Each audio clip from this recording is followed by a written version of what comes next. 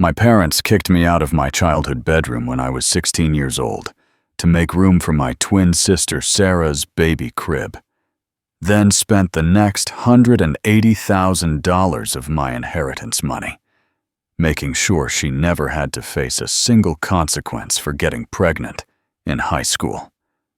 While I was sleeping in a friend's garage and working 2 jobs just to finish my senior year, they were buying Sarah a new car, paying her rent, and funding her lifestyle like she'd won some kind of prize for destroying her future.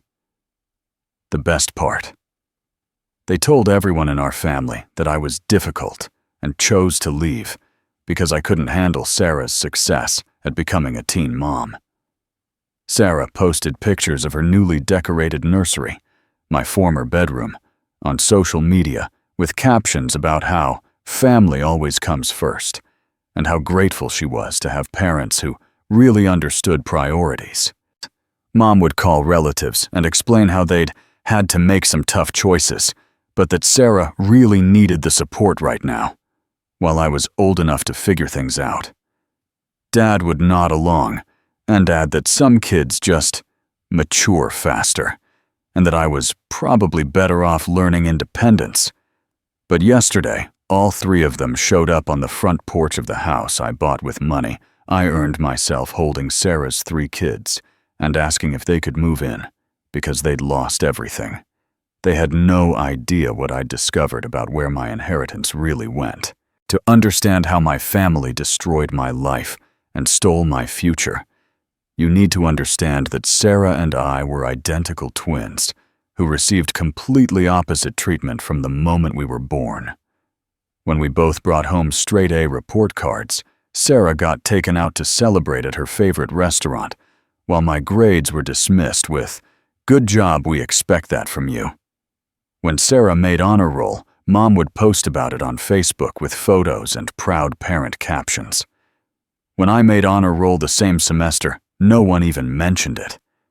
Every birthday, every holiday, every family gathering centered around making Sarah feel special, while I was treated like background decoration.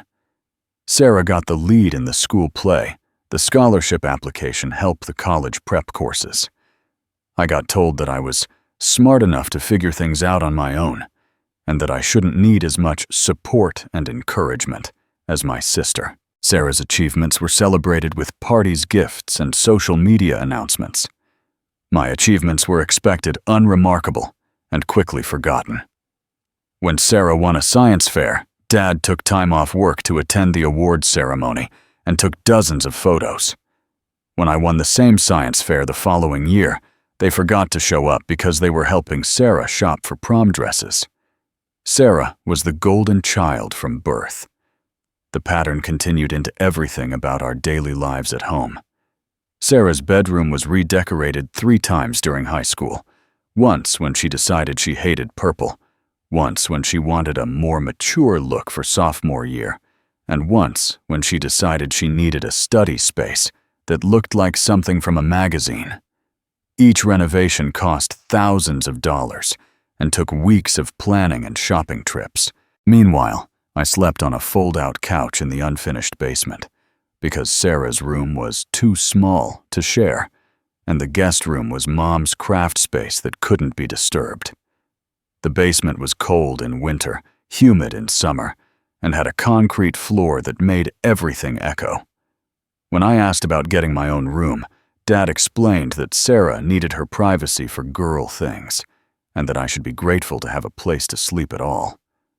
When I suggested that maybe the craft room could become my bedroom, Mom said that her hobbies were important for her mental health, and that teenage boys didn't need as much personal space as teenage girls.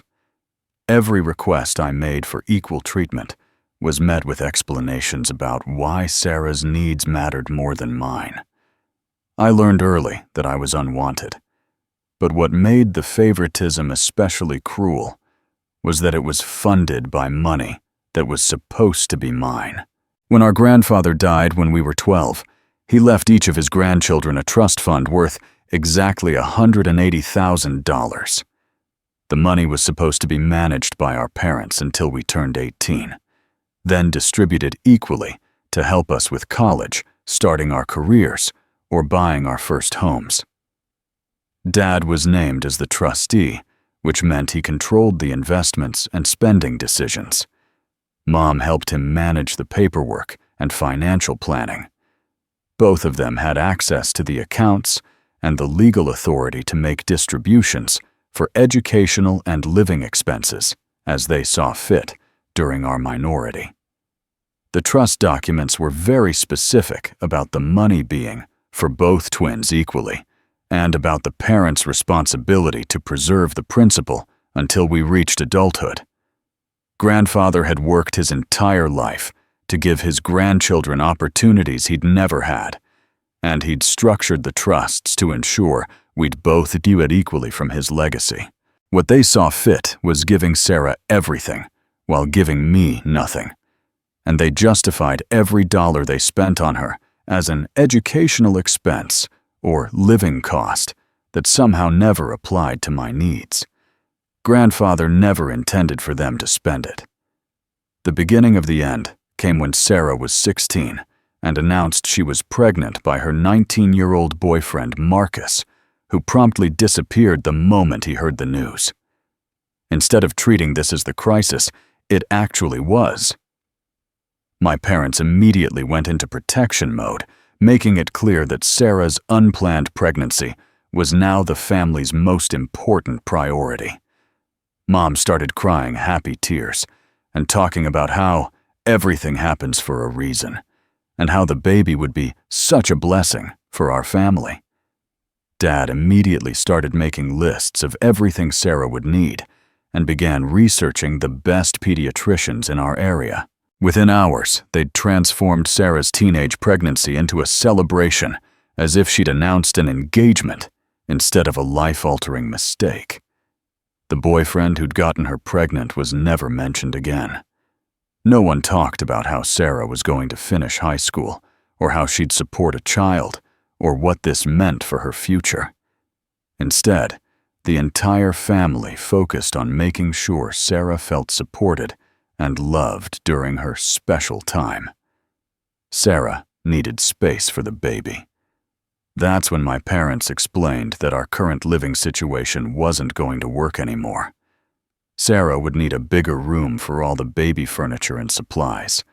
She'd need privacy for nursing and taking care of the baby during the night. She'd need space for visitors who would want to come see the new baby. Most importantly, she'd need a quiet, comfortable environment where she could focus on being the best mother possible. My bedroom, they explained, was bigger and had better natural light. It was also closer to the main bathroom, which would be more convenient for Sarah during her pregnancy and after the baby was born. The basement where I'd been sleeping just wasn't suitable anymore, especially not with a baby in the house. They gave me 1 week to figure out alternative living arrangements. Dad suggested I could stay with friends, or maybe find a part-time job that came with housing. Mom added that this would probably be good for me anyway, since I was almost an adult and could use the experience of learning to live independently. They kicked me out to make room for her mistakes. Finding somewhere to live when you're 16 and have no money is harder than most people imagine. My friend Jake's parents let me sleep in their garage for the first month, but they made it clear this was temporary and that I needed to figure out a permanent solution quickly. The garage wasn't heated, and winter was coming, which meant I was waking up every morning with frost on my sleeping bag and spending most of my time in the school library just to stay warm. I got a job stocking shelves at a grocery store, working afternoons and weekends for minimum wage. After school, and before my shift, I'd spend hours applying for every scholarship work-study program and student housing option I could find. Evenings were spent in the 24-hour laundromat doing homework by the vending machine lights because it was warm and quiet. The hardest part was keeping up with my grades while working enough hours to save money for a security deposit on my own place. I was averaging 4 hours of sleep a night and living on gas station sandwiches and whatever free food the grocery store manager would let me take home, from items that were near their expiration date. I learned to build my own life. Meanwhile, my family was busy making sure Sarah had everything she could possibly need for her new role as a teen mother. They bought her a reliable used car so she could get to doctor's appointments and eventually to her part-time job at a clothing store that was baby-friendly and flexible with her schedule. They furnished an entire nursery with matching crib-changing table rocking chair and enough baby supplies to stock a small store. Sarah's pregnancy was treated like an extended shopping expedition. Every week, Mom would take her to buy something new: maternity clothes, baby clothes, bottles, toys, a fancy stroller that cost more than I was making in 2 months. Dad installed new locks on the doors, bought a security system, and even got Sarah a cell phone with an unlimited plan so she could always call for help if she needed anything. When the baby was born, the spending increased. Sarah needed a bigger car seat, more baby clothes, a professional baby photographer, and endless supplies of diapers formula and baby food. Mom quit her part-time job to help with childcare, which meant Dad was now supporting the entire household, plus Sarah's growing list of expenses. Money kept flowing to Sarah. When I turned 18, I expected to finally get access to my trust fund so I could afford my own apartment and stop couch surfing between friends' houses. I'd made it through high school, gotten accepted to community college, and found a better-paying job at a warehouse. I was ready to start my adult life with the financial foundation grandfather had intended for me. Instead, I discovered that my trust fund was empty. Dad sat me down and explained that the money had been used for family expenses over the past few years. He said that raising children was expensive, and that my parents had borrowed against both trusts to cover things like mortgage payments, car repairs, and unexpected costs that came with having teenagers. When I asked specifically what had happened to my $180,000, Mom said that it was impossible to track every individual expense, but that the money had been spent for the benefit of the whole family, and that I shouldn't think of it as my money, because family resources belong to everyone. My inheritance had disappeared. I wasn't going to accept my parents' vague explanations about where my inheritance had gone. As soon as I turned 18, I had the legal right to request copies of the trust documents and bank statements. What I discovered was worse than I'd imagined. Over the past 2 years, my parents had systematically drained my trust fund to pay for Sarah's lifestyle. The bank records showed a clear pattern. Every major expense related to Sarah's pregnancy. The baby and her ongoing support had been paid for with money from my account. The car they'd bought her cost $18,000. The nursery furniture and baby supplies cost another $12,000. Her medical expenses, clothing, and living costs had consumed thousands more each month. Even after the baby was born, the spending continued. When Sarah decided she needed a bigger apartment, they paid the security deposit and first year's rent with my money. When she wanted to take childcare classes at the community college, they paid her tuition and bought her textbooks with my funds. When the baby needed expensive medical treatments that weren't covered by insurance, they used my inheritance to cover the costs. Every dollar went to Sarah. Meanwhile, Sarah's life was spiraling out of control, despite all the financial support my parents were throwing at her problems. She'd gotten pregnant again by a different boyfriend, who also disappeared when he found out about the baby. This time, my parents didn't even pretend to be happy about it. Sarah was 19, already struggling to take care of one child, and had no job skills or education to support herself. The drug problems started around the time she found out about the second pregnancy. Sarah had gotten involved with a crowd that was using prescription painkillers and cocaine, and she'd started showing up at family events, obviously high. My parents tried to get her into rehab, but she'd leave after a few days and go back to the same destructive behavior. Between the 2 pregnancies, Sarah had dated at least 6 different men, most of whom had criminal records or drug problems of their own. She'd move in with one of them for a few months, then come back home when the relationship inevitably fell apart. Each time she moved back, my parents would redecorate her room, buy her new furniture, and give her spending money to get back on her feet. Sarah couldn't be saved with money. That's when I started putting together a legal case. I contacted a lawyer who specialized in trust and estate disputes and explained what had happened to my inheritance. He was shocked by the scope of the embezzlement and immediately requested copies of all the relevant documents. The evidence was overwhelming. Grandfather's original will was very specific about how the trust funds were supposed to be used. The money was designated for education, housing, and career development, not for general family expenses or supporting other family members. My parents had violated their legal obligations as trustees and had essentially stolen my entire inheritance. The lawyer also helped me track down additional evidence. We got copies of all the bank transactions receipts for major purchases and documentation of how the money had been spent. We found records of my parents using my trust fund to pay for family vacations, that I wasn't even invited on restaurant bills from expensive dinners I'd never attended, and luxury items that Sarah had requested. I had everything I needed for court. The original will documents were the foundation of my entire case. When my lawyer obtained copies of grandfather's complete estate planning files from the probate court, we discovered that my parents had been lying about what the trust funds were supposed to be used for.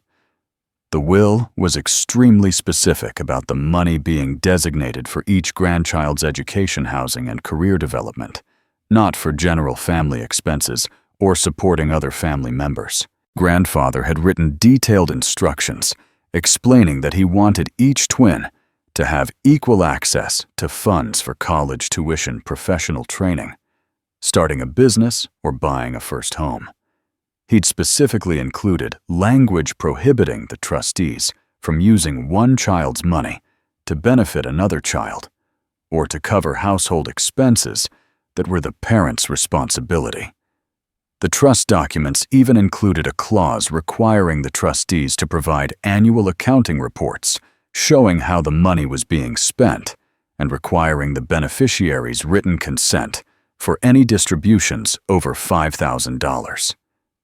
My parents had never provided those reports, and they had certainly never asked for my consent before spending my entire inheritance on Sarah's lifestyle. Most damning of all, grandfather had included a provision stating that if the trustees violated their obligations or used the funds inappropriately, the beneficiaries could demand full restitution plus legal fees and penalties. Grandfather left specific instructions. The bank records provided overwhelming evidence of systematic embezzlement. Every transaction was documented with dates, amounts, and clear descriptions of what the money had been used for. Over the course of 2 years, my parents had transferred my entire $180,000 inheritance to pay for Sarah's expenses. The car they'd bought her was purchased with a $30,000 withdrawal from my trust fund.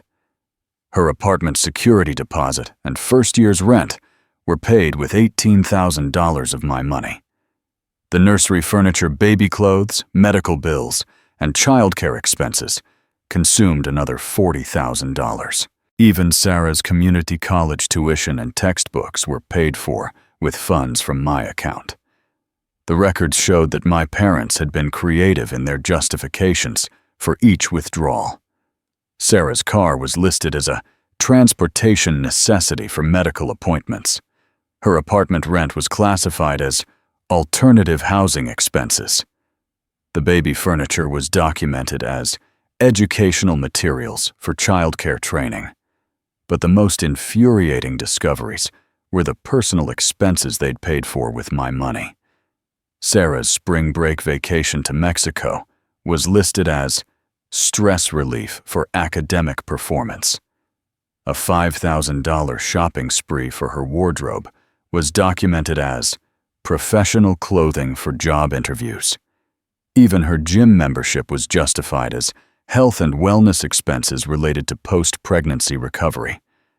Every transaction was documented. What made my case even stronger was the evidence of my own success, achieved entirely without my family's help or my rightful inheritance.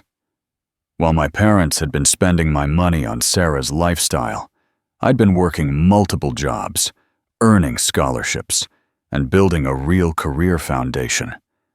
I had documentation showing that I'd graduated from community college with honors while working 30 hours a week at the warehouse.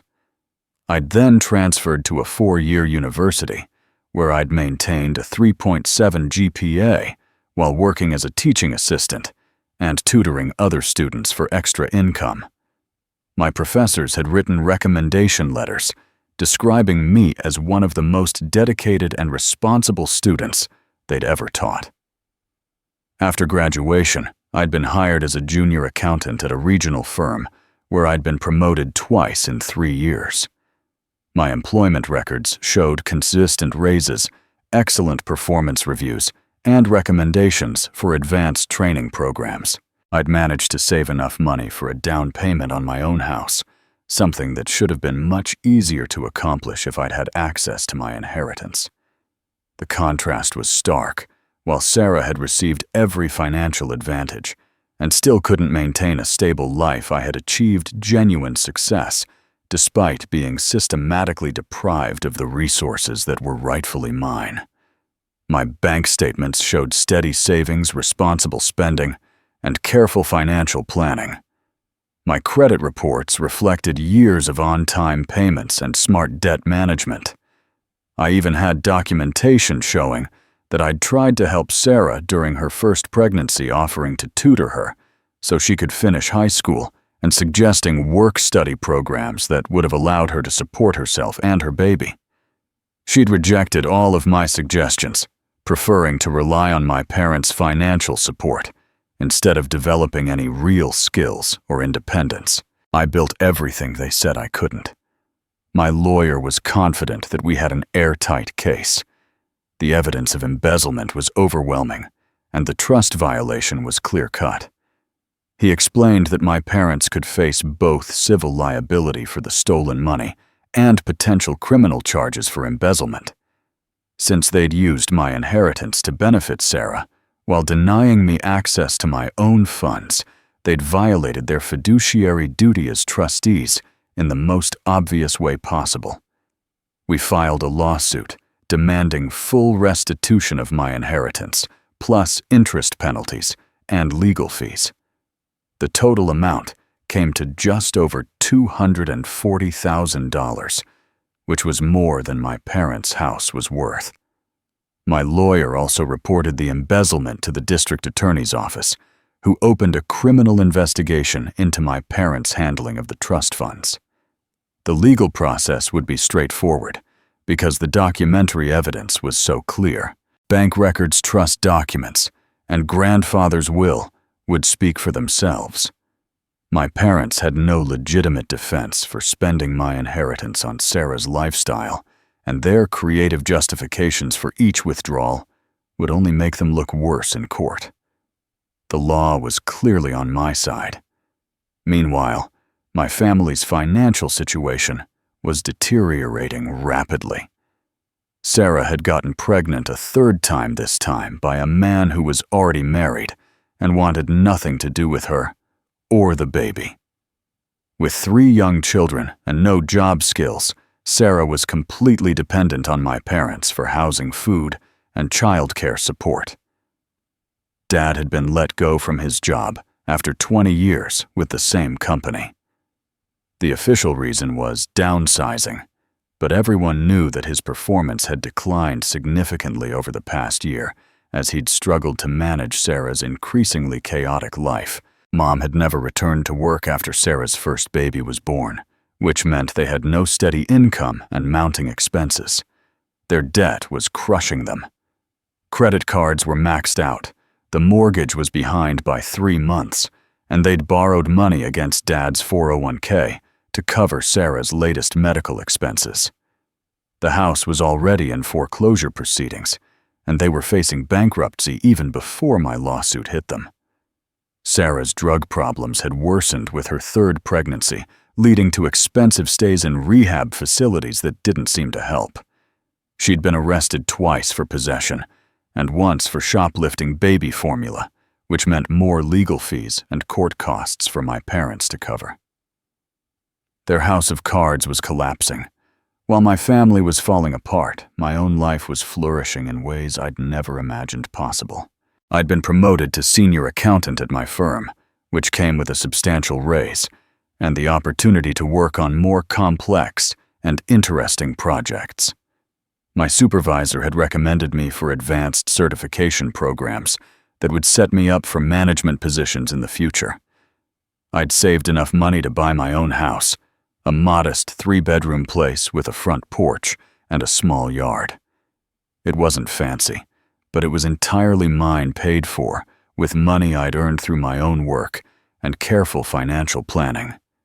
For the first time in my life, I had my own space that no one could take away from me.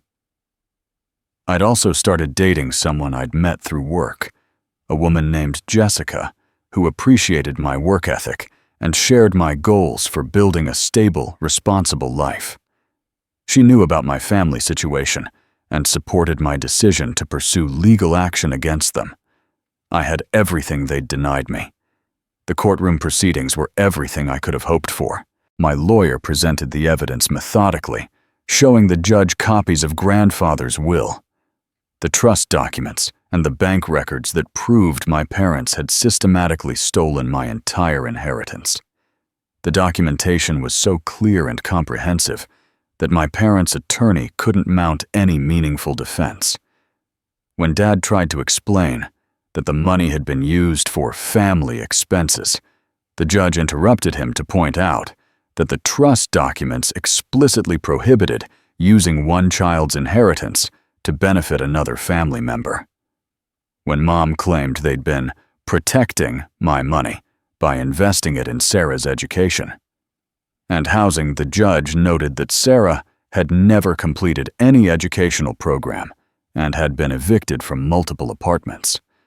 The judge was particularly harsh when reviewing the evidence of how my money had been spent. He only called my parents' justifications creative fiction and said that using my trust fund to pay for Sarah's luxury purchases while I was sleeping in garages and working multiple jobs was unconscionable.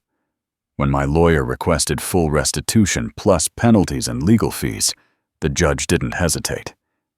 He ordered my parents to repay the entire stolen inheritance, plus interest penalties for trust violations and my attorney fees. The total judgment came to $240,000. The judge called it systematic embezzlement. The asset seizure process began within days of the court judgment.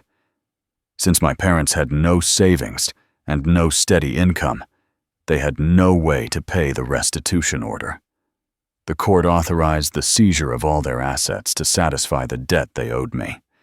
Their house was the first thing to go. The property had been in foreclosure anyway, but now the entire proceeds from the sale would go toward paying my judgment. After the mortgage was satisfied, there was barely enough left to cover a quarter of what they owed me, but it was a start. Dad's car was repossessed next. The bank account seizure left them with no access to what little money they had remaining. Sarah's car, the one they'd bought with my inheritance money, was also taken since it had been purchased with stolen funds and could be recovered as part of the restitution. The bailiff came to collect personal property that had valued Dad's tools, Mom's jewelry, electronics, and furniture that wasn't essential for basic living. Everything that could be sold to generate money toward the judgment was fair game for seizure. Within a month, my parents had lost everything they owned. Sarah had been evicted from her apartment because my parents could no longer pay her rent. The three of them, along with Sarah's 3 young children, were essentially homeless and had nowhere to go. They lost everything they'd stolen. That's how they ended up on my front porch last Tuesday, looking desperate and defeated, in a way I'd never seen before. Sarah was holding her youngest baby while trying to manage her 2 toddlers, both of whom were crying and obviously tired. Mom and Dad stood behind her with 2 battered suitcases and expressions that mixed shame with desperate hope. "We know we made mistakes," Mom said, her voice shaky and uncertain. "But family should stick together, and we're asking our son to help us when we really need it. We have nowhere else to go." Dad cleared his throat and gestured toward my front door. "We were hoping you might have some space for us, just temporarily, until we can get back on our feet. We know you've done well for yourself, and we're proud of everything you've accomplished." Sarah looked exhausted and defeated, the golden child shine that had made her my parents' favorite was completely gone, replaced by the hollow look of someone who'd finally run out of other people to fix her problems. She couldn't even make eye contact with me. I listened to their entire speech standing on the porch of the house I'd bought with money I'd earned myself looking at the family who had stolen my inheritance and kicked me out when I was 16 years old. They actually believed that I would let them move in with me after everything they'd done. The irony was perfect. They'd spent years telling me that family should stick together, while systematically excluding me from every family decision and benefit. Now, they were homeless and desperate, and they expected me to be the family member who stuck together with them. I looked at my parents, who had chosen Sarah over me at every opportunity. I looked at Sarah, who had accepted every advantage they'd given her, while never once questioning whether it was fair to her twin brother. I looked at the 3 children who were innocent victims of their mother's poor choices and their grandparents' financial crimes.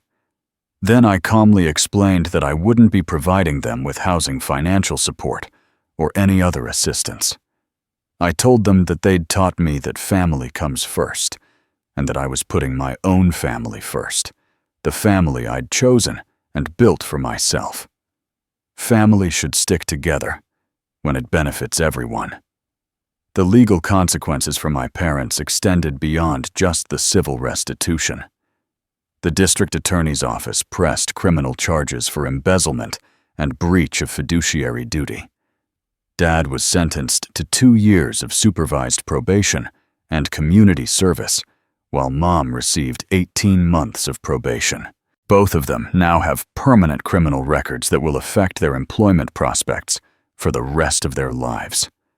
Sarah lost custody of her 3 children when the court determined she couldn't provide stable housing or demonstrate that she was clean from drugs. The kids were placed in foster care, and Sarah was required to complete residential treatment and maintain sobriety for a year before she could even petition for supervised visitation. My parents were required to make monthly restitution payments for the next 15 years. Since they both had to take minimum wage jobs and were living in a subsidized apartment, the payments were small. But they were consistent reminders of what they'd done and what they'd lost. The law treated them like the criminals they were. Meanwhile, my own life continued to flourish beyond anything I'd imagined when I was 16 and sleeping in my friend's garage. I'd been promoted again at work this time to a management position with a team of junior accountants reporting to me. The skills I'd developed through years of struggle and independence had made me a natural leader who could handle responsibility without cracking under pressure. Jessica and I got married 2 years after the court case ended. We bought a bigger house with 4 bedrooms and started our own family. Our daughter was born healthy and happy into a home filled with stability, honest communication, and genuine love. Everything I'd never had growing up. The contrast with my birth family couldn't have been clearer. While they'd spent years creating chaos and living off other people's resources, I'd built something real and sustainable. I built the family they never were. I maintained no contact with any of them.